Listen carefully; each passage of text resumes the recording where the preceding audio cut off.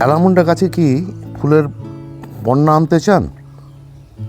গাছ আছে কিন্তু ফুল আসছে না, কিংবা ফুলের সংখ্যা খুবই কম? তাহলে আজকের ভিডিওটি আপনার জন্য। নমস্কার, আমি দেবজ্যোতি, কুচবিহার থেকে। আপনারা দেখছেন রান্তুর ছাদ বাগান। প্রতিদিনের অভ্যাস মতো আজও চলে এসেছি একটি ভিডিও নিয়ে। আর আজকের ভিডিওতে বলবো মার্চ মাস থেকে অক্টোবর মাস পর্যন্ত অ্যালামুন্ডা গাছ থেকে ফুল কি করে পাওয়া যায়।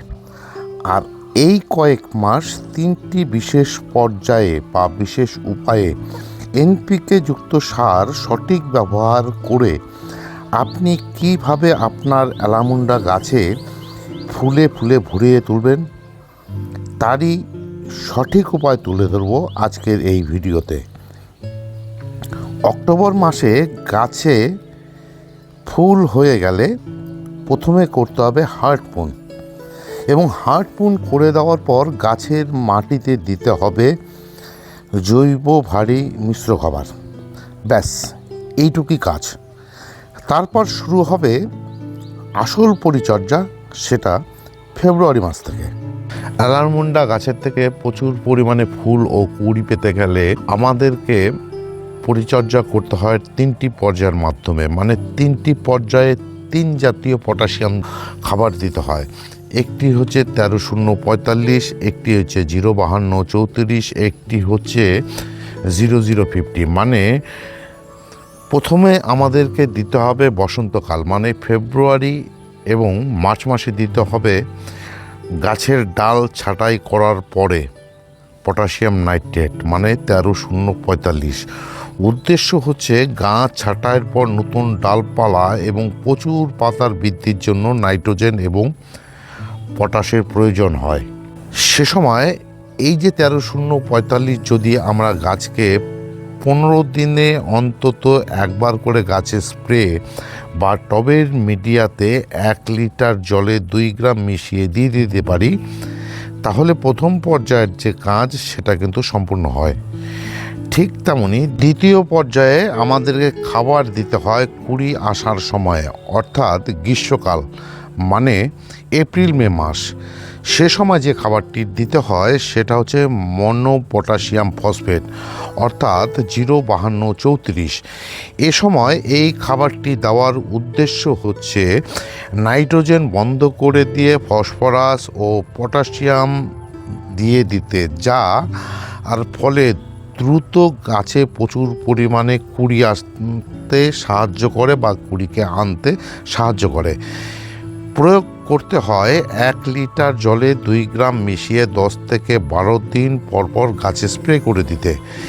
তৃতীয় পর্যায়ে আমাদেরকে যে খাবারটি ব্যবহার করতে হয় সেটা হচ্ছে পটাশিয়াম সালফেট, এবং সেটা ব্যবহার করতে হয় বর্ষাকাল, অর্থাৎ জুন থেকে অক্টোবর মাসে। সে সময় এই খাবারটি দিয়ে দেওয়ার উদ্দেশ্য হচ্ছে ফুল ফোটা অবস্থায় যদি আমরা নাইট্রোজেন বেশি দিয়ে ফেলি তাহলে ফুল ঝরে যায়। পটাশিয়াম সালফেট দেওয়ার ফলে গাছের ফুলের আকার যেমন বড় হয়, ঠিক তেমনি ফুলের রং উজ্জ্বল করে, এবং সালফারের কারণে বর্ষাকালে ছত্রাকের আক্রমণ থেকে কিন্তু গাছকে বাঁচিয়ে দিতে পারে। প্রয়োগের মাত্রা হচ্ছে 1 লিটার জলে 1.5 থেকে 2 গ্রাম মিশিয়ে মাসে 2 বার করে গাছের মাটিতে দিয়ে দিতে হবে। আর এইভাবে পর্যায়ক্রমে যদি আমরা গাছের পরিচর্যা করে যাই তাহলে ঠিক গাছ ভরে এভাবে ফুল ফুটবে এবং প্রচুর কুঁড়ি আসতেই থাকবে। আর এটা ছিল প্রচুর পরিমাণে অ্যালামুন্ডা গাছ থেকে কুঁড়ি নিয়ে আসা এবং তার থেকে ফুল ফোটা পর্যন্ত কীভাবে গাছের পরিচর্যা করতে হয়। আবার এসব সমস্ত রাসায়নিক খাবার বদলেও আমরা কিন্তু আর একটি রাসায়নিক খাবার শুরু থেকে শেষ পর্যন্ত, মানে গাছের ডাল পুনের পর থেকে অক্টোবর মাস পর্যন্ত আর একটি রাসায়নিক খাবার ব্যবহার করতে পারি, সেটা হচ্ছে 10-26-26। 15 দিনে একবার করে যদি আমরা গাছে দিয়ে যেতে পারি তাহলেও কিন্তু ঠিক এইভাবে গাছের থেকে ফুল আমরা পেতে পারি।